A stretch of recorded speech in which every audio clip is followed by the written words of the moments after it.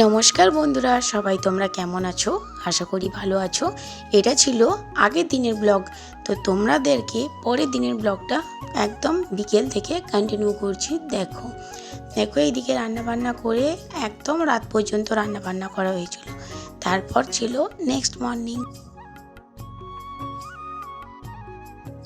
বেশি কিছু কাজ ছিল না বাড়িতে, খাওয়া দাওয়ার বেড়াও। তো তারপরেই 2টোর সময় খাওয়া দাওয়া করে সিজেনো টিজেনো খেয়ে নিলাম। তারপরে ভাত খেয়ে চলে এলাম এই যে আমাদের ননদিনীগুলোকে সাজাতে। তো এইদিকে দেখো সাজাতে এসেছি, কি সাজছে সেটা তো তোমরা থাম্বনেল দেখে অনেকেই বুঝে গেছো, কিন্তু তবুও তোমরা একবার ভালোভাবে দেখে নাও। এইদিকে হচ্ছে মেকআপ করা হচ্ছে। আজকে হচ্ছে আমাদের এই গ্রামে প্রত্যেকটা বাচ্চা থেকে বড় সবাই অংশগ্রহণ করে, মানে যে জীবন্ত স্ট্যাচু হয় সেরকম ধরনের কিছু থিম ক্রিয়েট করে।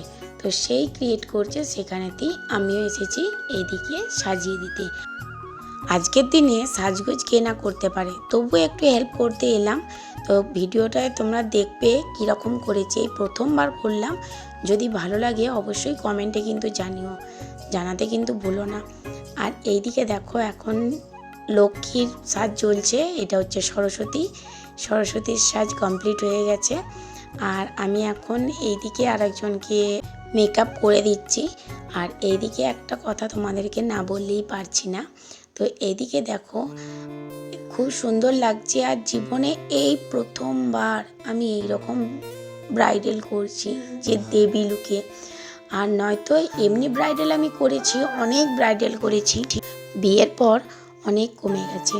বিয়ের আগে অনেক কিছু করেছি, ব্রাইডাল করেছি, পার্লারের অনেক কাজ করেছি, কিন্তু এখন সবটাই কিন্তু প্রায় বন্ধের মুখে। তবুও যতটা মনে থাকে, যতটা করি, যেগুলো নিজের উপর অ্যাপ্লাই করি, সেইগুলোই আর কি তুলে ধরলাম। ভালো লাগলে কিন্তু অবশ্যই একটা কমেন্টে জানিও। আর দেখো আজকের থিমটা হবে দুর্গা পুজোর থিম।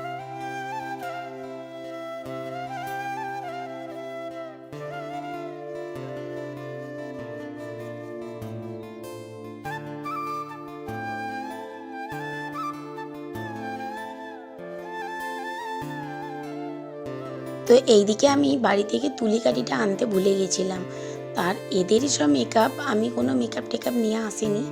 বোনদেরই যাবতীয় মেকআপ নিয়ে আমি এদেরকে একটু হেল্প করে দিচ্ছি। তো ইতিমধ্যেই তুলি নেই, তুলিটা আমিও বাড়ি থেকে আনলাম না। তো সেই কারণেই দেখো ধূপের কাঠি দিয়ে কাজ চালিয়ে নিচ্ছি।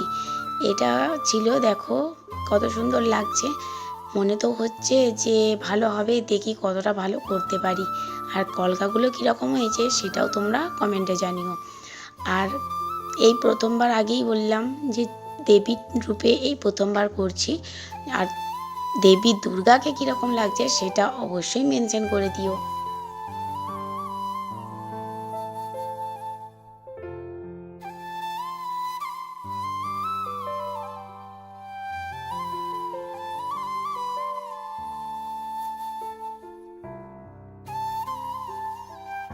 এই লুকটা অলমোস্ট কমপ্লিটের দিকে।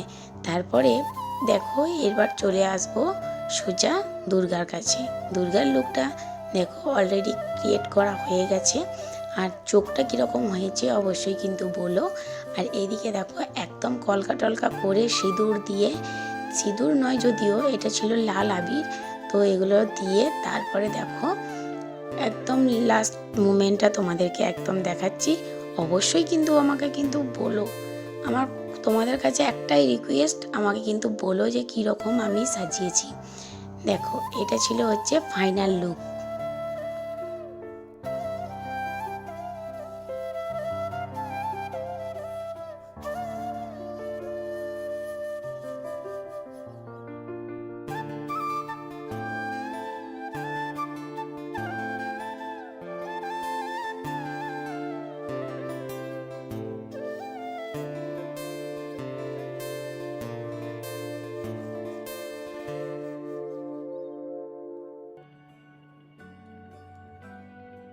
তো বন্ধুরা এইবার দেখো আমি এইদিকে সেজে গুজে বেরিয়ে পড়লাম প্যান্ডেল দেখতে।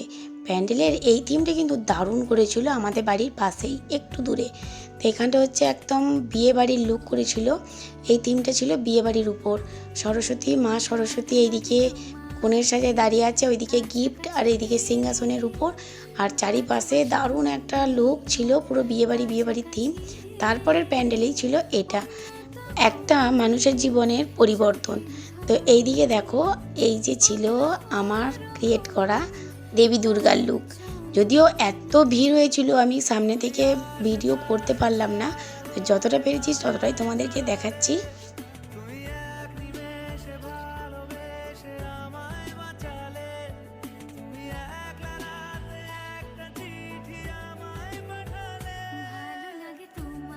তারপরে ওখান থেকে বাইরে চলে এলাম এইদিকে আর একটা পাশের গ্রামে দেখতে।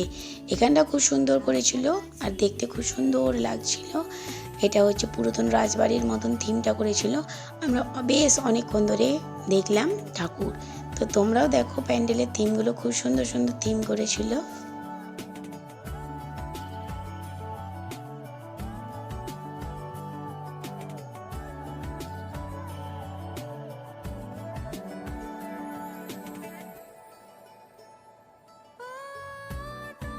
তোমাদের দাদাভাই তো খুব একটা আমাদেরকে নিয়ে বেরোতে পারে না, তো এই বছর কিন্তু আমাদের সঙ্গে ছিল, আমাদের খুবই ভালো লাগছিল, মানে মিষ্টির আর আমার। আর এইদিকে দেখো, তারপরে এবার আমরা বাড়ি চলে এলাম আসার পথে আইসক্রিম কিনে। তো ভিডিওটা ভালো লাগলে অবশ্যই একটা লাইক করো, কমেন্ট করো আর শেয়ার করে দিও। নতুন হয়ে থাকলে অবশ্যই সাবস্ক্রাইব করে পাশে থেকো।